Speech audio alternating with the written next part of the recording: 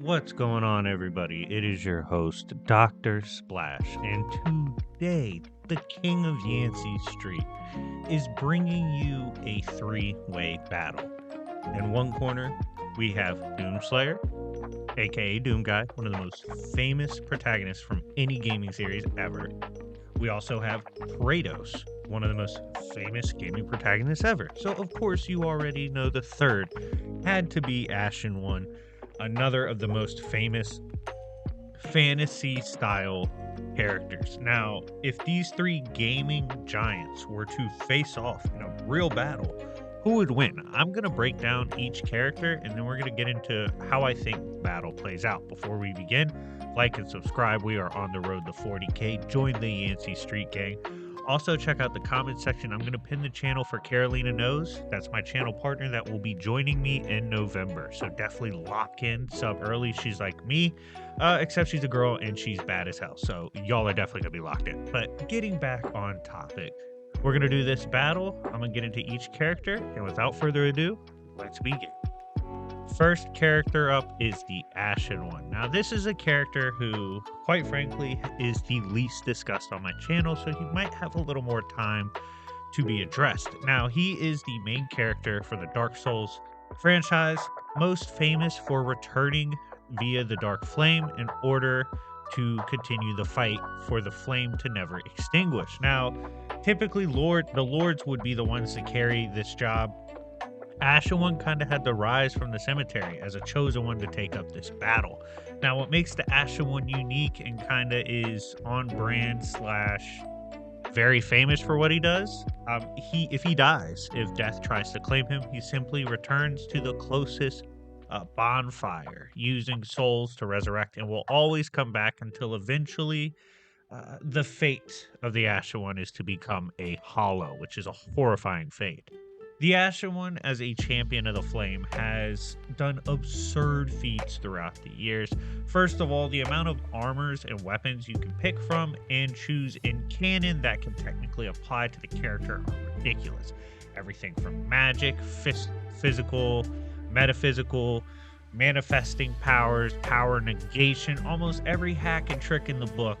This is a character that has gone up against it and has prepped properly. Now, the Dark Souls series, we are examining from a lore perspective. I do want to get that out the way, because technically, from a standpoint of which game is the hardest to beat, obviously Dark Souls is rocking the shit out of all these others. But in the lore, they do have some pretty impressive things. Dragons are immortal. They do have scaling that puts them at reality breakers. We have characters that extend to the void, beyond creation, which at bare minimum can be argued uni plus the multiversal. There's real good examples, especially characters like Gwen, who's immortal, scales above realities, such as that. Ashen One can fight children of Gwen, destroy them, can take on dragons, wyverns, ancient demons that come from primordial flames. There's a ton of shit the Ashen One is quite capable of. And worst case, if you kick its ass, it's just going to come back and try again. For some players, that means 3 billion times. But in canon, yes, it still comes back anyway. It's a pretty cool mixture of game mechanics and lore. And what I mean by that is they work a lot of the game mechanics into the lore to make it make sense, which is dope. But long story short, Ashen One is the most fearsome warriors in gaming. His weapons, everything from ranged to non-ranged, melee to talismans to stones to rings, everything he has, he is prepared for. He sent all types of enemies, everything from regular monsters all the way up to demons, dragons, and even gods. Even the slayer of gods. So Ashen One, even if he's not necessarily considered the strongest to ever do it, he's fought some of the strongest to ever do it, which puts him in contention with pretty much everybody else. But with that out the way, with the Ashen One finally introduced, let's get into the next character, Doomslayer, aka Doom Guy.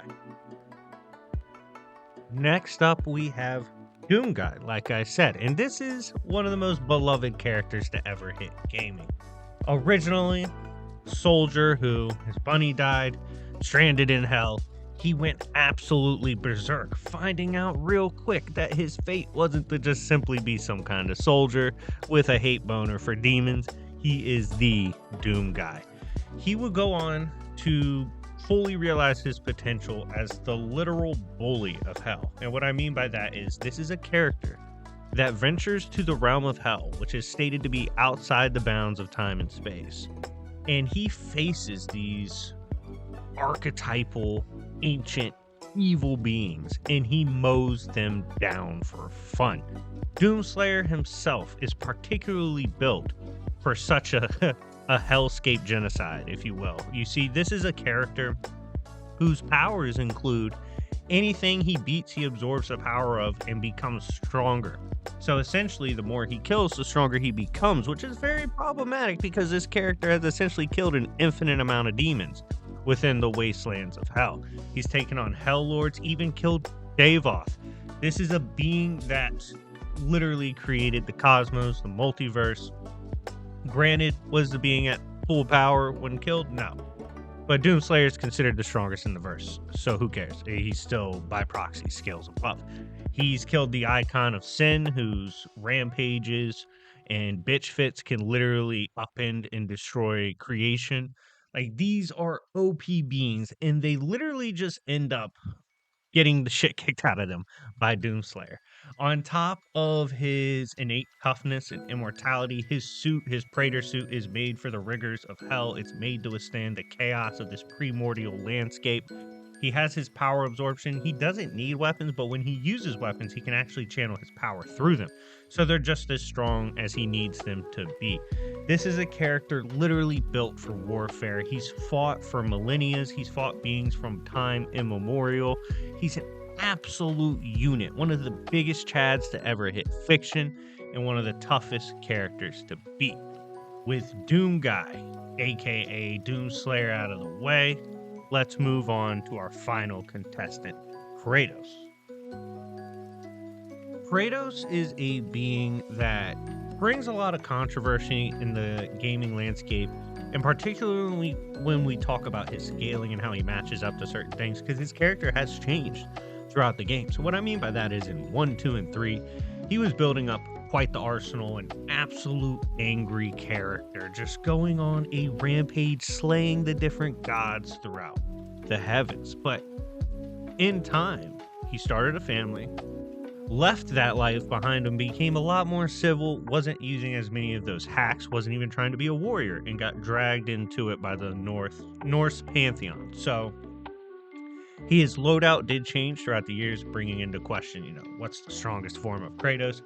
Since we're using the strongest form of all characters, we'll just consider all the weapons he's had throughout the games, and they will be available to him at the time of this battle. Now, Kratos is someone who indeed was a demigod and also represents the power of hope within the God of War mythos. And what I mean by hope is, and he fought Zeus, who has killed primordial beings. They are primordial beings that exist before reality was a thing.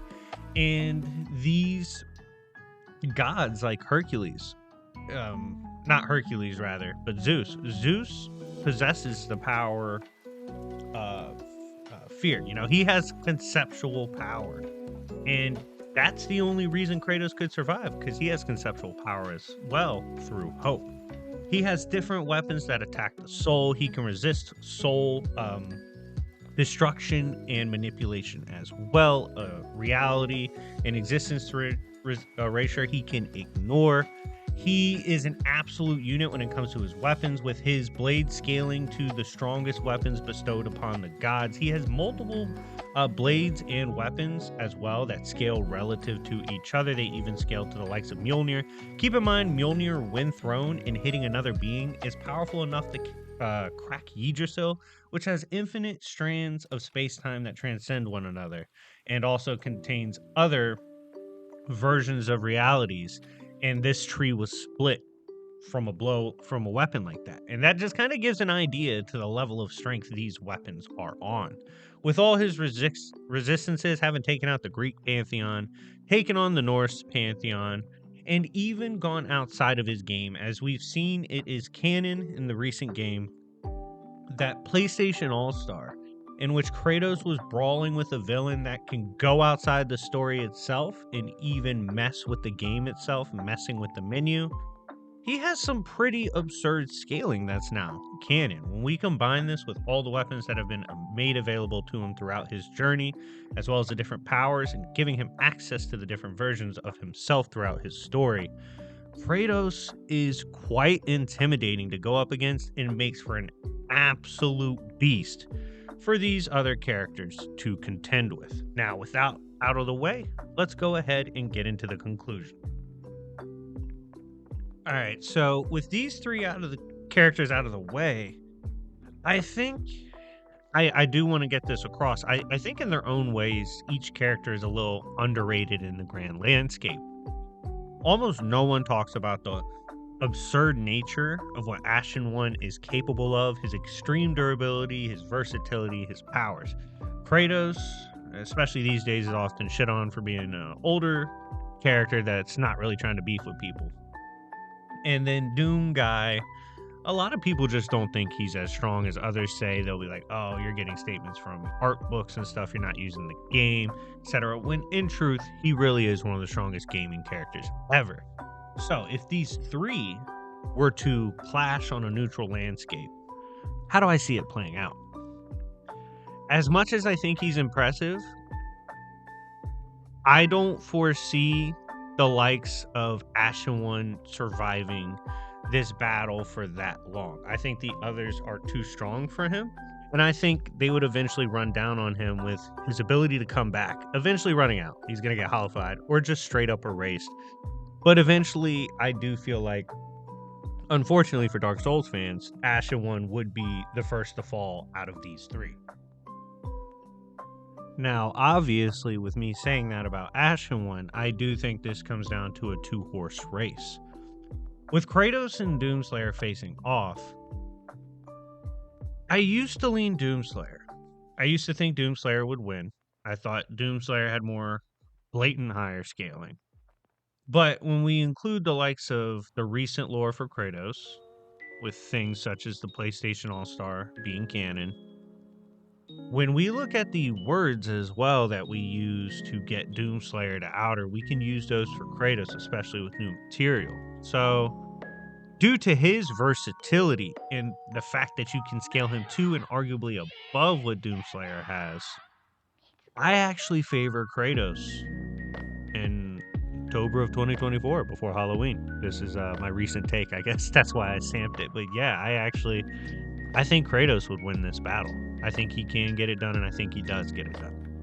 But anyways, guys, let me know what you think in the comment section down below. If you agree or disagree, I'm curious to hear your take. Thank you so much for watching. Thank you for all your love and support. And remember, it's Yancey Street, bitches.